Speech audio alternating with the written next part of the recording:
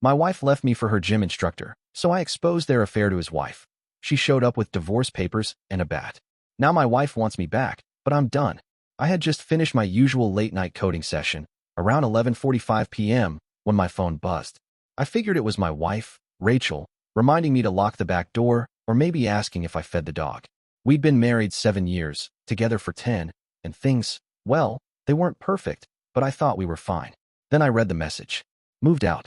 My gym instructor is my soulmate now. Please don't try to contact me. I stared at it for a good 30 seconds. I thought maybe it was a joke or a prank. Maybe she meant to send that to someone else. Or maybe no. I called her. Straight to voicemail. I didn't text back anything poetic or angry. I just replied, "What?"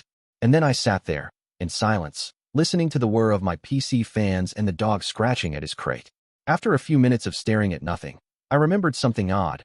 Rachel had started going to private sessions at her gym about 3 months ago. She'd mentioned how this new trainer, Brad, had a deep understanding of her body mechanics. It made me uncomfortable, but I didn't want to come off as controlling or insecure. I trusted her. She was my wife. Apparently, I shouldn't have. I opened her Instagram and started scrolling. Sure enough, the signs were there. Workout selfies tagged at odd hours, captions about new beginnings, and one from 2 weeks ago that simply said, "Finding my true self." I clicked on Brad's profile. Public. Big mistake for him. And then it hit me. He was married. I remembered Rachel casually mentioning that when she first started with him. So I found his wife. Took a little bit of digging, but Brad wasn't exactly a digital mystery. His wife, Marissa, was tagged in several older posts with their 2 kids, smiling at Disney World or some beach trip in Miami. I hesitated for a moment. I could have just drowned myself in whiskey and heartbreak like some cliché. But no, I was done being blindsided.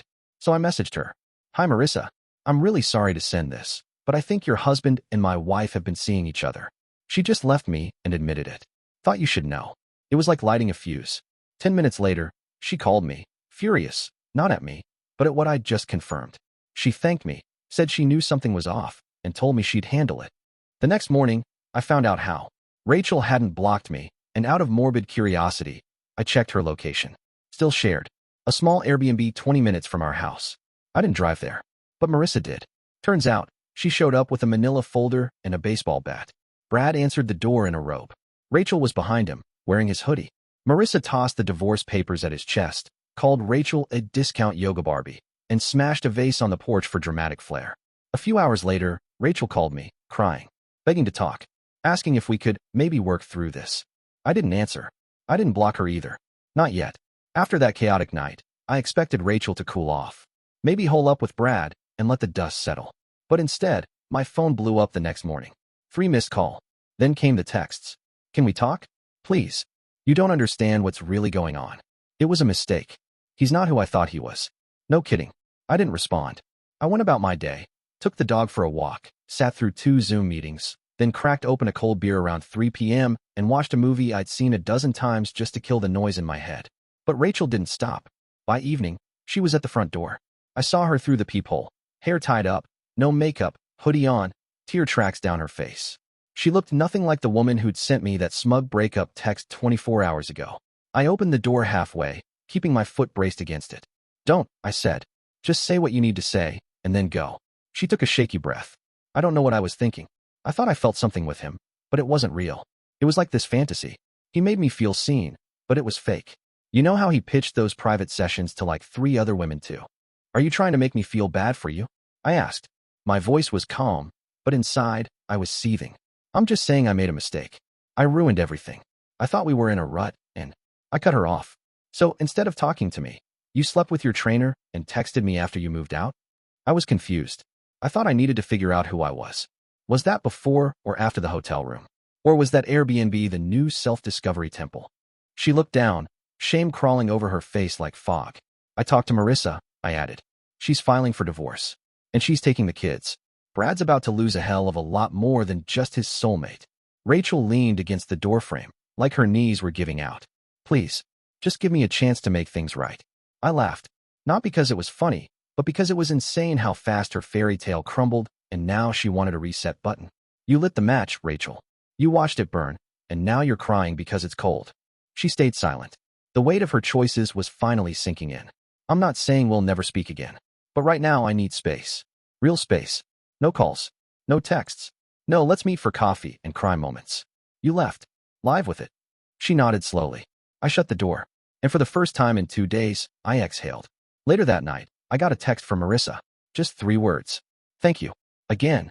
Apparently, she'd taken the kids to her sister's in Vermont. Brad was begging her to talk, saying Rachel meant nothing. But Marissa was done. 2 marriages. For people. Years of love shattered over a few sweaty gym sessions and a midlife identity crisis. I didn't feel victorious. I felt numb. Betrayed. Exhausted. But one thing was certain. I wasn't the one who destroyed our marriage. Rachel did that all on her own. 3 weeks passed. No texts. No calls. No late-night door knocks. Rachel finally respected my request for space. Or maybe she just realized there was nothing left to save. I'd moved on with the basics of life. Work, walks with my dog, watching football with friends who awkwardly tried not to bring up what happened. Everyone knew, of course. Our small social circle had exploded with the gossip. Rachel ran off with her trainer, was juicier than anything they'd heard in years. But I didn't care. I wasn't looking to defend her. Or myself. Then, out of nowhere, I got a letter. A physical one. Handwritten. Folded in 3 like it belonged in a high school locker. It was from Rachel. She didn't beg. She didn't guilt trip. She just told me everything. She wrote how it started. Small flirtations during sessions, emotional venting when I was working late, his "you deserve more" speeches. She fell for it. Hook, line, and dumbbell. She admitted it wasn't just one mistake. It was weeks of lies, hotel rooms, deleted messages, and a version of herself she didn't recognize anymore. I wanted to feel young and wild again, she wrote. But all I feel now is stupid and empty. At the end of the letter, she said she wasn't asking to get back together. Just for forgiveness. Someday. I sat with it for a while. Days, even. Then, out of curiosity, I checked Brad's profile again. Gone. I searched his name and found out he'd been fired from the gym. Some NDA mess, but the rumors were bad. He'd done this before. Rachel wasn't even his first private session affair. Just the one that finally exploded. And Rachel? Turns out she'd moved into a small apartment on the west side of town. Got a job at a local bookstore. Deleted all her social media. Her new life. Her new penance. I didn't hate her anymore. I was still hurt, sure. But hate? That takes energy. I wasn't giving her any more of that. Marissa and I exchanged messages a few more times. She was doing better, settling into Vermont life, putting her kids first. She even joked once that, maybe in another universe, we were meant to meet before all this mess. I smiled at that. Maybe. But right now, I was focused on me. My healing. My peace. One Friday night, I went out alone. Sat at a bar with a bourbon and just watched. People laughed, flirted, fought, made up. Life moved on, as it always does.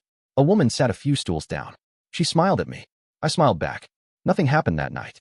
No numbers exchanged. But for the first time since the chaos, I felt free. Not angry. Not broken. Just a man who'd been through hell and made it out the other side. And Rachel? She chose her fantasy. But I chose myself. And I was finally okay with that. I appreciate you watching till the end. Hit that subscribe button and stay tuned for more content.